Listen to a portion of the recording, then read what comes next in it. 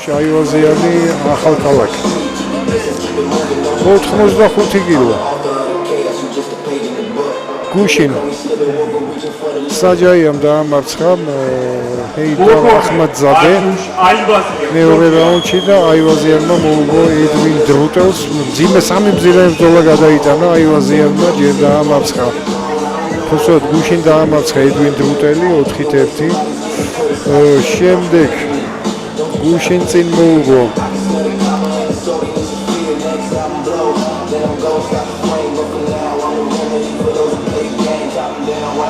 ანტეზანა მონტანოს ესპანელ მოკვირვეს და შეჯიბრების პირველ დღეს დაამარცხა სომეხი გიულუმიანი ეს ბოლო პირველი ორი შეხვედრა მან მოიგო 3-2 და გუშინ 4-1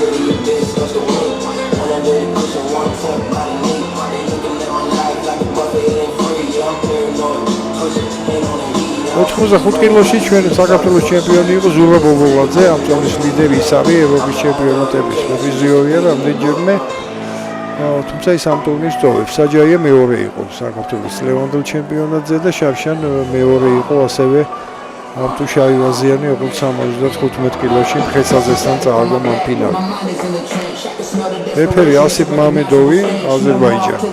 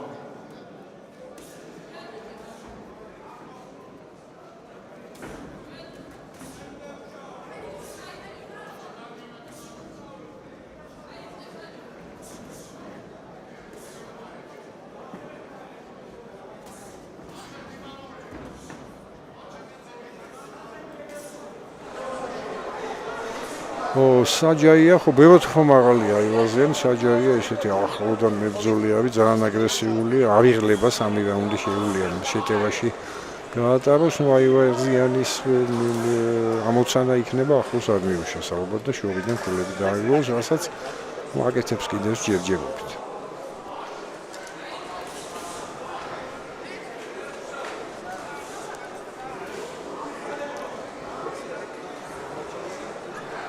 შემდეგ ზონაში ქართული ფინალი გვაქვს ლუკა კილაძე და რამილ ისკანდერი.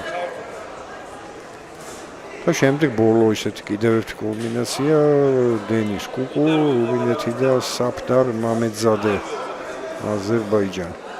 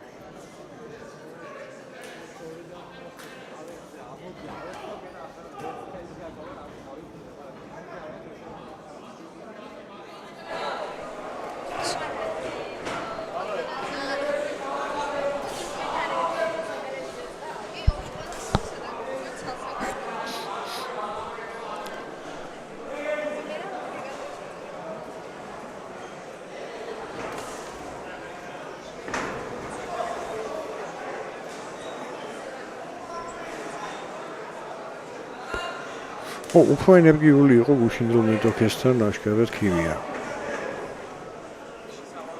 ხივია კი არა და საჯაია. აზერბაიჯანელ ჰეიდარ აზმამედოვთან. მეორე რაუნდის მერე იქ აზერბაიჯანელებმა მიატოვეს ბრძოლა, იმიტომ რომ წაგებული ჰქონდათ ორივე რაუნდი. აქ ნახოთ ახლა მსაჯები რას გადაწყვეტენ. ხო, აივაზიანმა მოიგო ერთ მსაჯთან 10 თვა ჩამდა, ხა მასუპირატესობა ჰქონდა, ის გუშინდელი ენერგია აკლია აშკარად ალექსანდრე საჯაიას.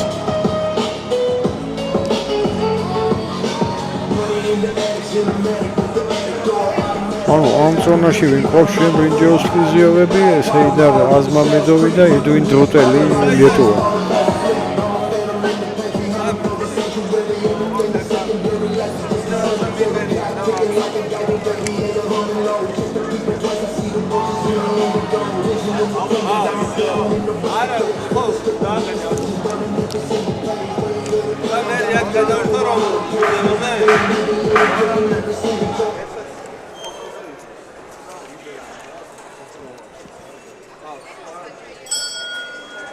Round 2. მეორე რაუნდი.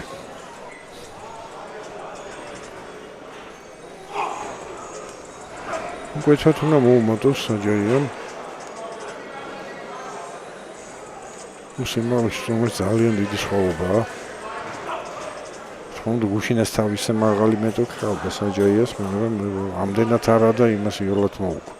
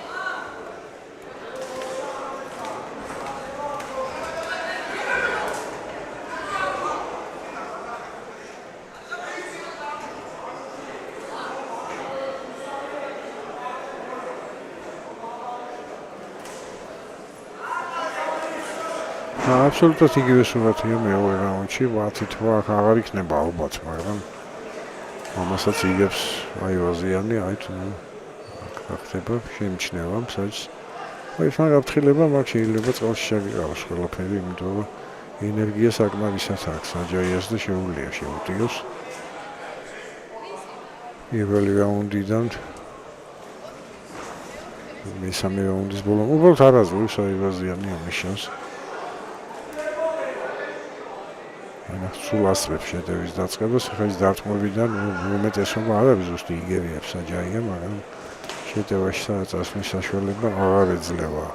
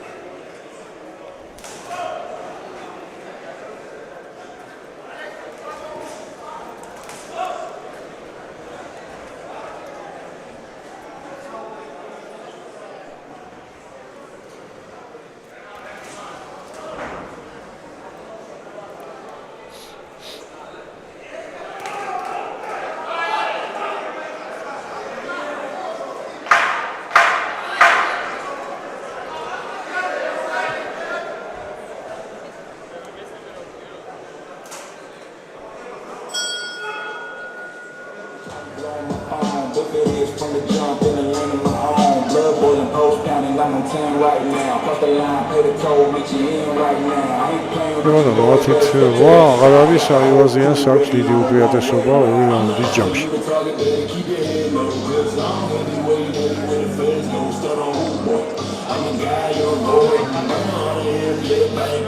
შემდეგ ბოლოში ლუკა კილაძე რამინ ისკანდეროვის წინააღმდეგ კილაძემ გუშინ დაამარცხა ზუგდიდელი კირია ნიკა და ისკანდეროვმა ისეთი მძიმე ბრძოლაში 3-2 მოუგო.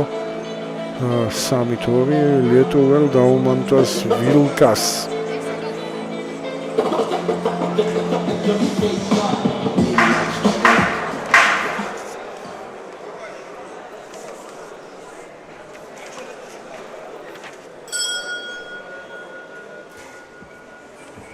Round 3.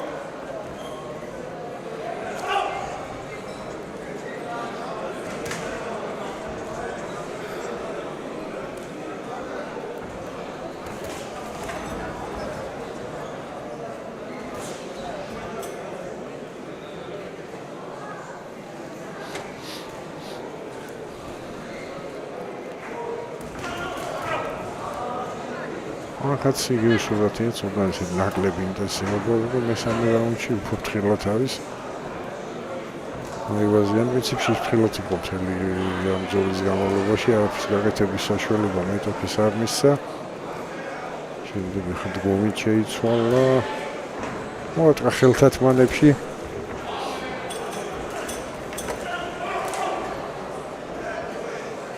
ვერ მიწვა, ვერ მიუდგა ვერანაირად საჯარია თავის მეტოქის.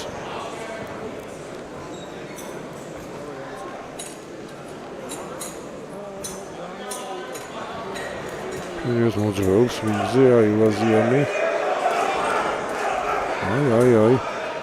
კონდა ესეთ სერიალო ძირითადად ხელთათმანებში მიიღო ეს დათმობები აივაზიანმა.